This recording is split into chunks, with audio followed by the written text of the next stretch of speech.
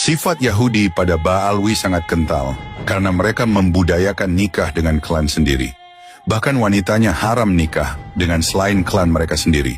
Artinya Ba'alwi bukan cuma keturunan Yahudi, tapi mereka memang Yahudi, sama persis dengan Yahudi yang masih beragama aslinya. Bahkan sampai tariannya pun sama, seperti tari maju mundur gandengan tangan.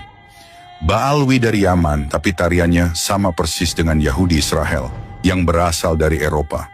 Padahal mereka saling terpisah berabad-abad, tidak membuat budaya mereka berbeda. Sahabat Puja Sumatra.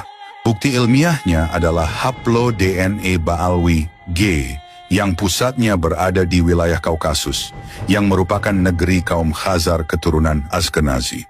Sedangkan Ashkenazi adalah keponakan Gog Magog yang dalam nubuat Alkitab dikatakan, di akhir zaman akan menyerbu tanah Palestina sebelum nanti akhirnya mereka sendiri yang akan hancur. Dalam hadis menceritakan tentang fitnah Ahlas, yaitu orang-orang yang ngaku sebagai keturunan Nabi padahal bukan, dengan bukti akhlaknya bejat dan ajarannya sesat. Dalam sejarah, penyesatan masif yang dilakukan kelompok pengaku cucu Nabi itu ialah dinasti Syiah Fatimiyah yang didirikan oleh Ubaidillah, yang berasal dari Yaman dan bergelar Habib Al-Mahdi. Zaman Ubaidillah Al-Mahdi itu sezaman dengan Ubaidillah Ba'alwi. Berdirinya dinasti Fatimiyah tahun 296 Hijriah atau 909 Masehi.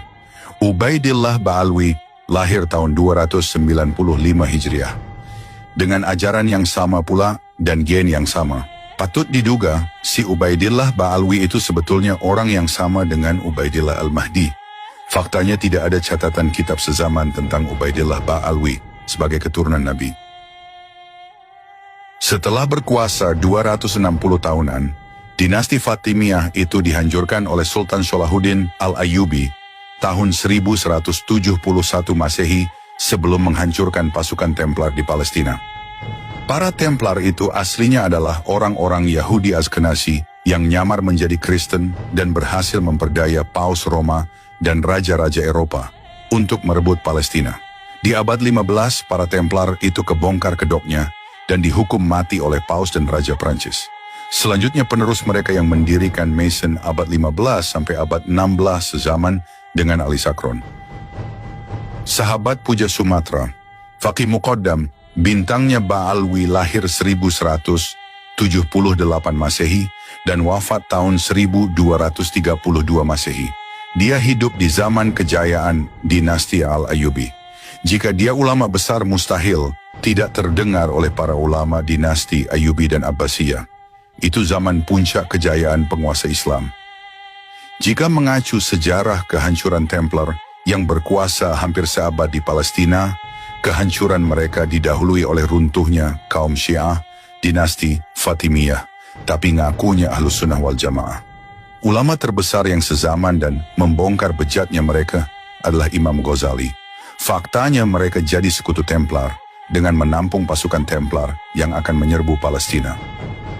Sejarah kembali terulang. Di awal abad 20, kaum Yahudi Ashkenazi kembali merebut Palestina dari Ottoman lewat Inggris. Lalu tahun 1948 mendirikan negara Israel. Sedangkan Ba'alwi didukung Belanda mendirikan Rabithah Alawiyah tahun 1928. Melihat kemiripan pola dengan masa lalu, sekarang muncul Kiai Imaduddin yang gebrakannya paling hebat dibanding ulama-ulama sebelumnya dalam merungkatkan kepalsuan nasab dan ajaran Ba'alwi. Gebrakan beliau seolah seperti Imam Ghazali zaman now. Semoga nggak lama lagi disusul dengan kehancuran Zionis Israel yang sama-sama bergian Yahudi Ashkenazi Gog Magog dengan Ba'alwi, Templar, dan Ubaidillah Al-Mahdi Fatimiyah. Sahabat sejarah, luar biasa keterkaitan mereka dan kemiripan pola alami yang berulang dari munculnya Israel dan Rabithah Alawiyah yang sezaman mirip seperti Templar dan dinasti Fatimiyah, Mason, dan Ali Sakron serta penerusnya. Kemudian Kiai Imad yang menjadi antitesisnya. Tinggal fase terakhir yakni Perang Besar Dunia yang puncaknya juga di Palestina. Hamas belum berhasil karena belum ada tokoh sekali bersultan Salahuddin. Dengan melihat pola di atas, bagi orang-orang yang mau berpikir, terutama para muhibbin, maka insya Allah nggak akan lama lagi klan Ba'alawi akan berakhir bersamaan berakhirnya Zionis Israel. Demikianlah sahabat, dikutip dari histori berbagai sumber. Jika ada dari sahabat yang memiliki pendapat berbeda, silakan tuliskan di kolom komentar.